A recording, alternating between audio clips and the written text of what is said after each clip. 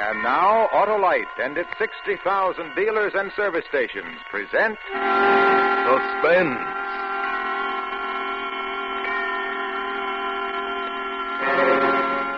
Tonight, Autolite brings you Mr. Robert Montgomery in The Thing in the Window, a suspense play produced and directed by Anton M. Leader.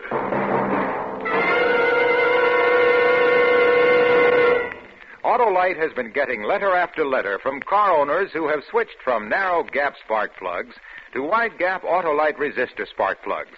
And they all agree that wide gap Autolite resistor spark plugs make their cars idle smoother, give better performance with leaner gas mixtures, actually save gas dollars.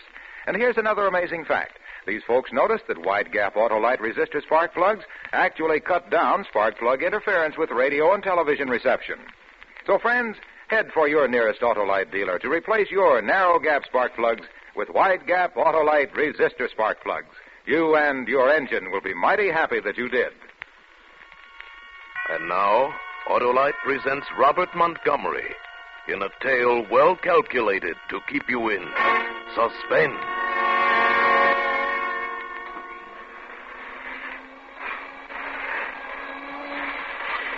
Mary? Yes, Mr. Ames? Turn that vacuum cleaner off for a minute, will you, and come over here? I want to show you something. Yes, sir. Right here, out this window. Now look across the street, directly across the opposite apartment. See that window, about 3 windows in from the left, with kind of blue draperies. Uh-huh. There's something sitting there in a chair. Someone. He hasn't moved all night. I think he must be dead. Dead? Oh, Lord of mercy, Mr. Ames. Take a good look at him and tell me what you think, Mary. Okay, but I don't favor looking at no corpses, Mr. Ames. It's unlucky.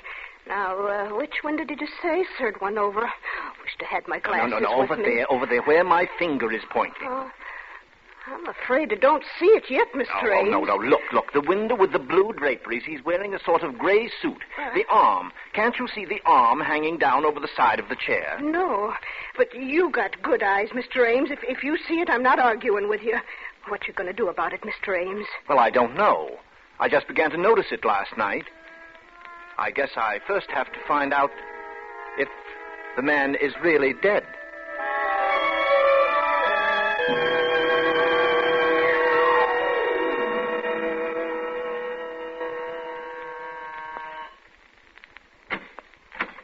Yeah? Hello. I'm Martin Ames.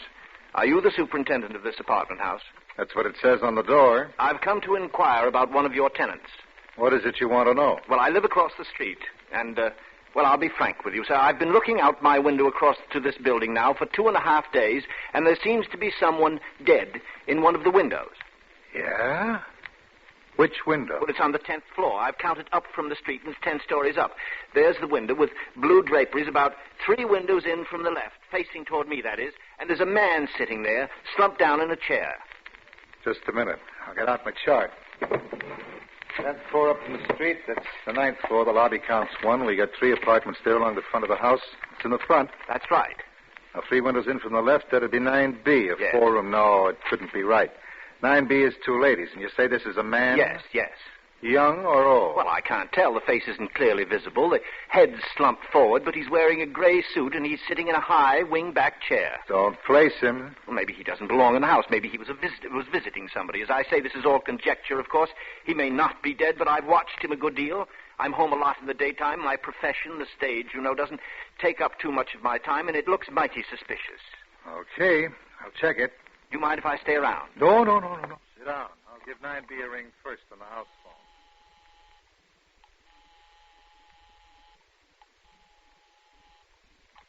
Hello? Miss Landis? Yes, this is Miss Landis.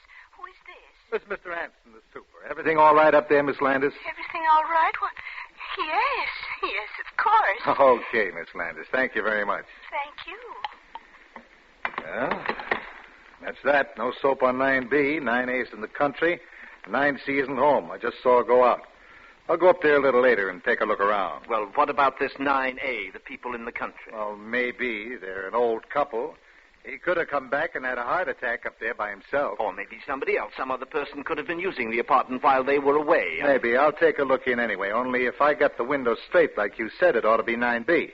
Oh.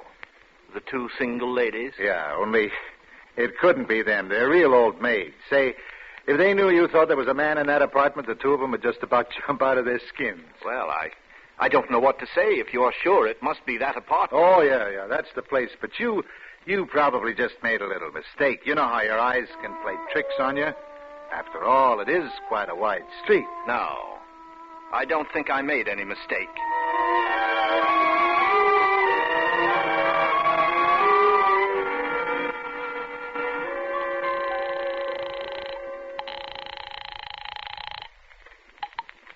Hanson speaking.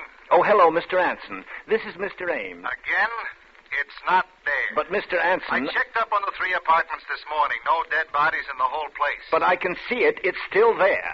Okay, just where? Just tell me where. In that same window, the one you said was 9B. Have you gone inside 9B? No, but I asked them if anybody was sick or dead, and they said no. You asked them? Why don't you search the apartment? Me? You mean break in? No. Just ring the bell and walk in and do it. Yeah? Not without a search warrant from the police. These apartments, don't belong to me. I just take care of the building for the company. Well, then let's call the police. Not me, mister. I didn't see no dead body up there. Then I will. After all, somebody's got to do something.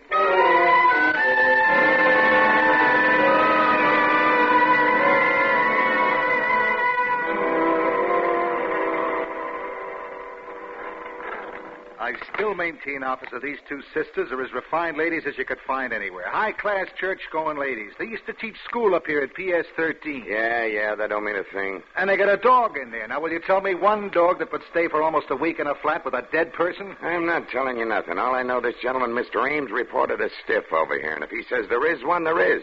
Till it's proved different. Right, Mr. Ames? Well, I keep seeing the thing day in and day out.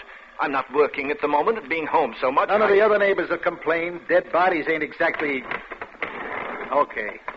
Right this way, please. I hope they're home. Well, if they ain't home, you got a pass key, haven't you? Yeah, but we're not supposed to use it, though, unless for an emergency. This is an emergency. The dog bite? Sometimes. Quiet, baby, quiet. Yes, who is it? I'm awful sorry, Miss Landis, but there's been some kind of a mix-up. These two gentlemen want to look over your apartment. But why? It's not for rent. I know. Come on. Cut out the palaver. Look, lady, a dead body's been reported sitting in one of your windows. What? Yeah. This guy lives across the street, and he's been seeing it over here for a week. So come on now, open up. Dead body, but that's impossible. My sister and I live here all alone. Yeah, we know all about it. Excuse me a minute. I'll call my sister. Vivian! Come on. Vivian! It's the police! Look, lady, I'm not standing here all day. Anson, give me the pass. It won't do no good. They got a chain on the door from the inside. Open up in the name of the law. How do you do? I'm Vivian Landis. May I ask what this is all about, please? Certainly, lady. I got a search warrant here and complaint of this gentleman. He says you got a dead body in there. A dead body? Why, that's perfectly ridiculous. Yeah, isn't it? But it's been reported, and kindly take that door off the chain and let us through. Of course. But first, may I ask, how did this peeping Tom see into our apartment? I thought, Mr. Anson, that we were quite private. He lives across the street on the same level. Oh? Well, then we shall have to keep our shades down in the future. Although one would think a grown man would have something better to do. But do come in, gentlemen. Make yourselves right at home. Thanks. Is he coming in here, too, Mr. Busybody? No, he doesn't have to if you don't want him to. Well, I most definitely don't. Okay, Mr. Ames, you better stay outside. Yes, but, officer... Oh, he does want to poke around in our private rooms. Is that it? Maybe he had some ulterior motive in worming his way in. Maybe he's come to get the lay of the land, so he can break in someday to rob us. Okay. He's not coming in. Now, let's take a look at your window, lady.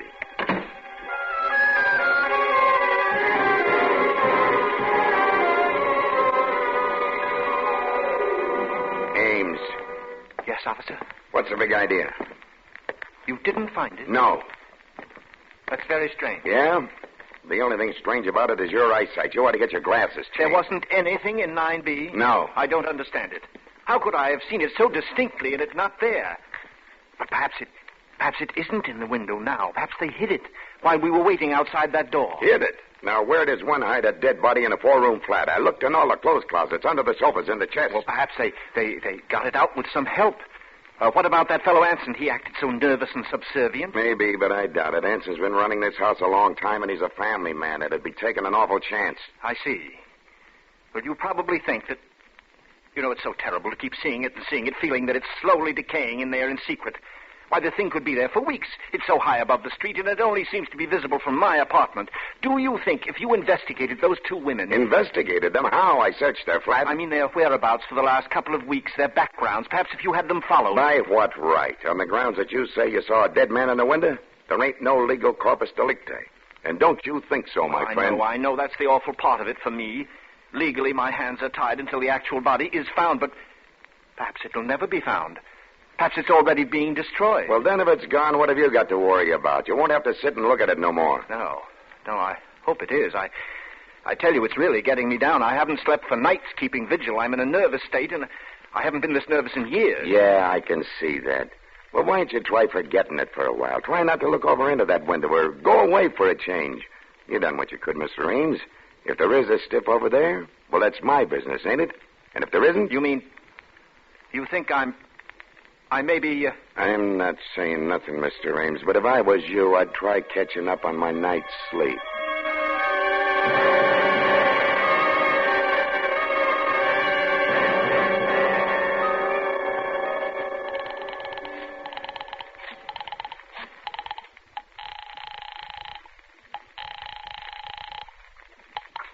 Hello? Miss Landis, I'm sorry to disturb you at this time of night, but I'm desperate. I haven't anywhere else to turn. What? Who is this? This is Mr. Ames, Martin Ames, your neighbor, the one across the street. Oh, Now, please don't think me a pest, Miss Landis. I didn't mean to annoy you. It was only because I was so desperate that I initiated this search. quite all right. Goodbye. No. Now, please don't hang up, because it's worse now than it ever was. Miss Landis, I've been sitting here opposite your apartment, staring into your windows, and I'm only asking you to help me, Miss Landis. Help me just a little. Help you? It's still there, Miss Landis. What is still there? The dead body in your window. But there isn't. How dare you? When the police... I know now. It hasn't anything to do with you.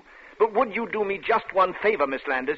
Would you go into your living room and check just once more? I won't. I'll do nothing of the kind. You're out of your mind. Perhaps I am, Miss Landis. That's what I'm trying to find out. And anyway, I don't see how you can see in. I pulled the shades down in there yesterday morning. Yes, I know. They're all down still. And how can you see? I can't. At least not the actual body. It's just the silhouette. I'm not maligning you or your sister, Miss Landis. If there's someone dead in there, it's not you who are doing it, but think of me. If you could just be here and look over and see the shadow of those quiet fingers and that shoulder and that head. Oh, please, stop it. Stop it. It's not here. It isn't. Tell me just one thing, Miss Landis. There is a chair by that window, though, isn't there? Yes, there's a chair. A high-backed wing chair. Yes. And have you anything on it? Anything piled up, I mean, like curtains or cushions or a dressmaker's dummy? Oh, of course not. Then would you do me just one more favor, Miss Landis, please? As an experiment, would you just go into the living room and move that chair away from that window? If I do it, will you stop pestering us? Will you let us alone forever? Yes, if it works. If it... What do you mean? Do you mean... I can't tell you, Miss Landis, until you move the chair. Oh, all right.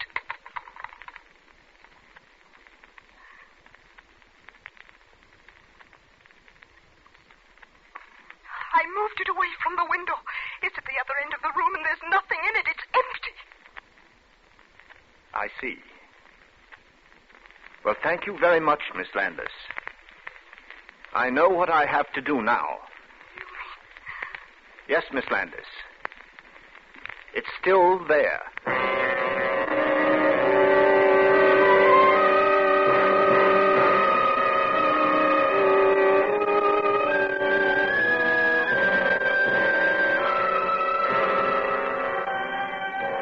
For Suspense, Autolite is bringing you Mr. Robert Montgomery in radio's outstanding theater of thrills, Suspense.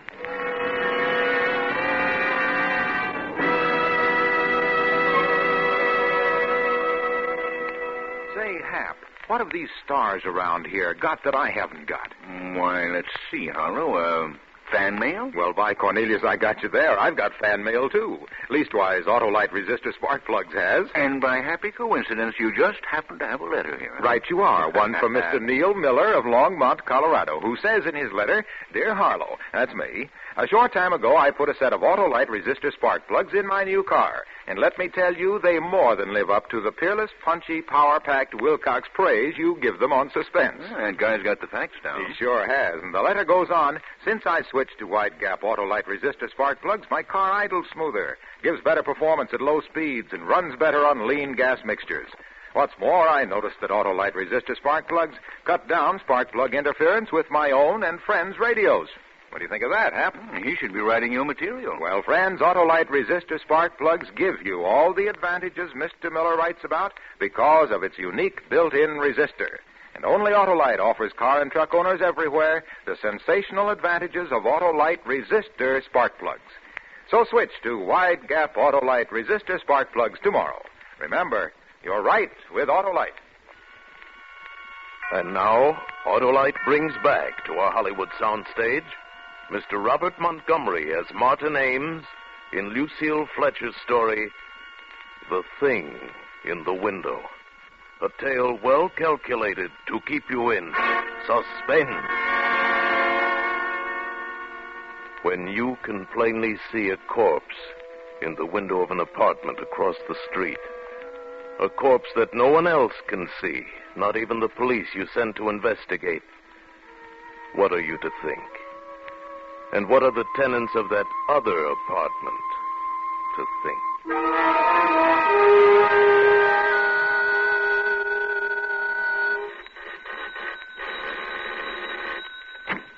Oh, Miss Landis. Where is it? I want to see it at once. Yes, Miss Landis, come in. I do hope you'll excuse my appearance. I've just passed another sleepless night. So has my sister, and so have I. What do you mean by all this business, Mr. Ames? You frightened my poor sister nearly to death. Seeing things that aren't there when you know they're not. I know they're not. I wish they weren't. I wish to heaven I'd never looked out that window. I wish these walls were solid stone, and your walls, too. You're a sick man, Mr. Ames. Oh, am I? I wish I were. But I'm perfectly sane and well. I went to a psychiatrist yesterday, and guess what he told me? There's nothing wrong with me, nothing. I can't believe that. To you, I suppose it's a form of madness to persist in seeing this hideous image. But not to me, Miss Landis. I've finally come to an entirely different conclusion. And what is that? The supernatural. The supernatural? A ghost? What nonsense, Mr. Ames. Yes, I suppose it is nonsense to you, isn't it? You've been a school teacher. You believe in logic, common sense, the things that give a pretense of solidity to this frail little life of ours. But I'm an artist. I've always had a feeling for the thing beyond, the intangible, the shadowy. And sometimes out of the shadows we glimpse the yawning fangs of the eternal. You put things rather oddly, Mr. Ames. Just exactly what do you mean? Simply this. I checked on that building with the real estate agents yesterday afternoon after I'd left my psychiatrist, and there was a murder. In our apartment? The report didn't say. You know how they try to hush these things up, but it was a man, a young man, the lover of one of the tenants, a Miss Sweetser. Sweetser? Why, that's the name of the people who lived there before us. But they were an elderly couple, Mr. and Mrs. Sweetser. I never saw any Miss Sweetser. She died. She was the daughter. She killed herself afterwards by jumping out one of the windows. Oh, how perfectly awful. It's rather a ghastly coincidence, isn't it? Was it out our window? Who knows? She must have been a very neurotic person, though, this Miss Sweetser. Half crazed almost with love or jealousy. I checked on the details in an old newspaper. She cut his throat, nearly decapitated him. And it said that when they lifted his body out of the chair later... Excuse me, Mr. Ames. I'd rather not hear. I still can't believe... If there is something, if there could possibly be something, why haven't we seen it, too? Why should you... Haven't you seen it, Miss Landis? No. You're sure? Never?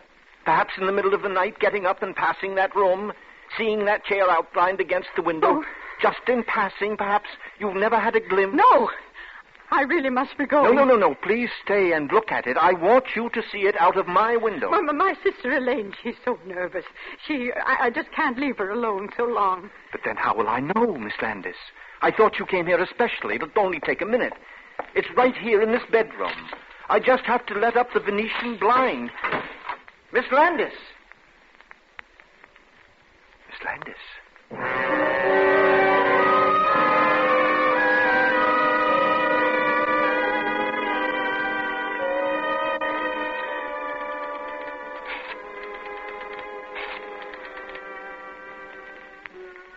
Hello?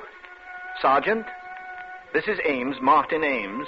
I just called to let you know that I think you're right about that good night's sleep. Yes, I'm going away tomorrow for a long rest. Shutting up my apartment. Yes, I'm all tied up in knots. I don't know what to think. Oh, they did. Yes, I saw the moving van in front of the house, but I didn't know it was those sisters. Couldn't take it, eh? Well, I can't take it much longer myself.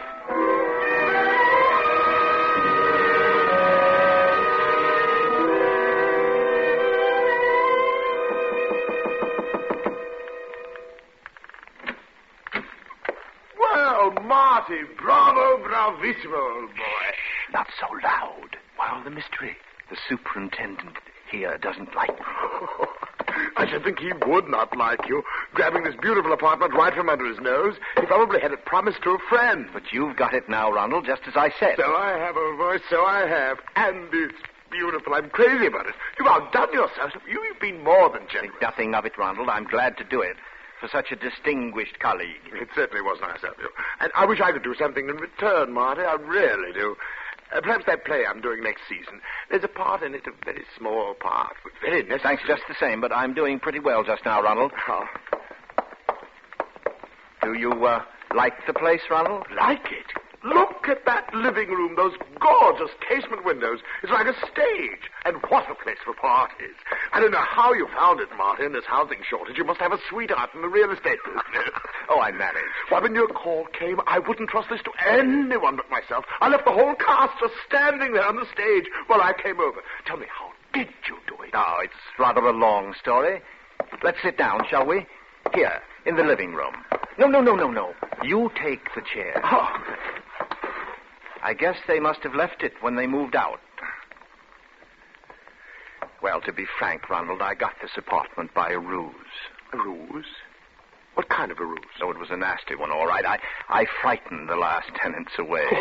I told them I saw a dead man sitting here in this window. Oh, no, not really. How clever of you. But, of course, there wasn't. No, of course not. I made him up out of whole cloth. You see, I live across the street, directly across, in that apartment with the striped curtains. Oh? They were very scary women. I used to watch them from my own place, always going to bed early, always pulling down the shades at night. Then there was this chair by the window. That very one that you're sitting in now. Really? One night, just sitting there late, I got an amusing thought. There was a kind of shadow across the chair that night. Reminded me a little bit of a corpse. It came to me that it might be fun to create a part, a character, a corpse that wasn't there. I don't follow you quite. Some actors need a play, Ronald, to create a role. Others, the great ones, work out their own dramas. I proceeded to invent a part for myself. I was the eyewitness, the innocent bystander across the street who saw the corpse in here. I kept seeing it, and finally, by the power of suggestion, it became real enough to frighten them away. Oh, it's very clever, but rather drastic. Not at all. Proved my point, didn't it? Oh, yes. And it got you the apartment. Well, really, that was very kind. I've always hoped we'd be neighbors, Ronald. As a matter of fact, the whole idea for this thing came to me on that day last May when you turned me down for that part. Outside of Sardis, do you remember?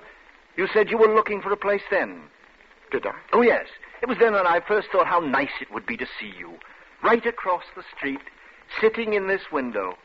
I simply had to bring it about. That was the night I went to work on the thing in earnest. Mother. No, Ronald, don't get up. I'm not through. Oh, really, old boy? I'm afraid the gang at the theater, they don't even know I'm here. They'll wait. People always wait for you, don't they, Ronald? I could call them for you, of course, but the phone's been disconnected. I'm afraid which way's the door, old boy? Really, Marty, it's been very kind What's of you. the matter? Don't you like the apartment? Aren't you going to take it after all my work? Oh, yes, I like it very much, but The door's locked.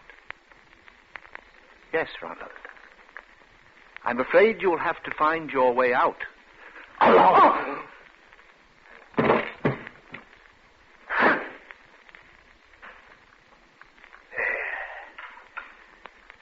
That'll keep you quieter. Silence always became you better than all that ranting and glibness and charm, Ronald. And now, I've got the part for you. A part to end all parts. You play it, of course. Entirely in a chair. There isn't much action. Not a line to say. You just sit, Ronald.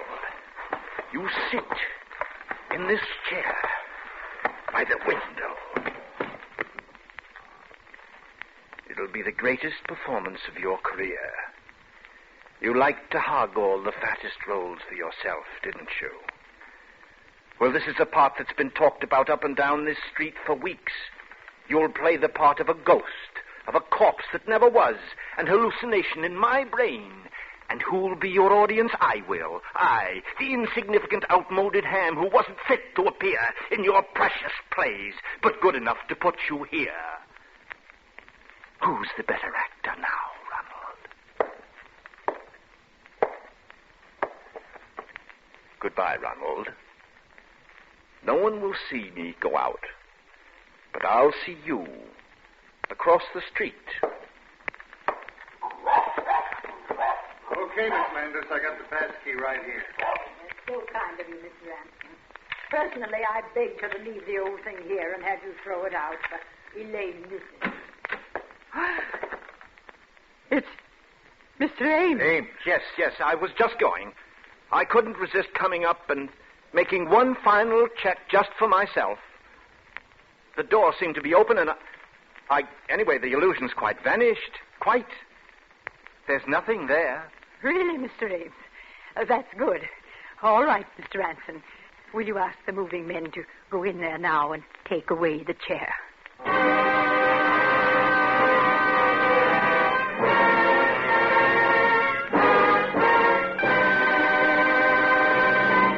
Thank you, Robert Montgomery, for a splendid performance. Say, Hap, before we hear from Robert Montgomery again, did I ever tell you that thousands of car and truck owners from coast to coast have switched to Autolite resistor spark plugs? Without a doubt, huh? They know that wide-gap Autolite resistor spark plugs make cars idle smoother, give better performance with leaner gas mixtures, actually save gas dollars. And they also know that Autolite makes more than 400 automotive, aviation, and marine products in 28 plants from coast to coast. So switch to Autolite, because only Autolite offers car and truck owners everywhere the sensational advantages of resistor-type spark plugs. You're right with Autolite. And remember, Autolite means spark plug. Ignition-engineered resistor spark plug. Autolite means batteries. Stay full battery. Autolite means ignition system. The lifeline of your car.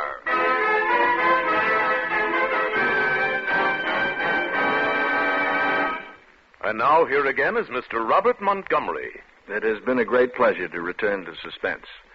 And I wish to thank the splendid cast which Tony Leader assembled for tonight's performance.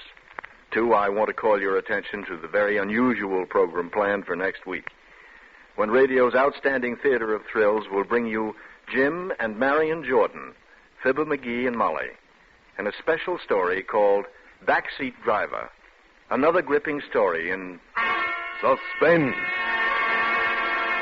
Robert Montgomery may currently be seen in the Warner Brothers picture June Bride. Tonight's suspense play was written by Lucille Fletcher. Music was composed by Lucien Moraweck and conducted by Lud Gluskin. The entire production was under the direction of Anton M. Leader. Remember Thursday, hear Fibber McGee and Molly in Backseat Driver. This is the Autolite Suspense Show. Remember, you're right with Autolite. So switch to Autolite. Thousands of polio victims need your help. Join the March of Dimes today. This is CBS, the Columbia Broadcasting System.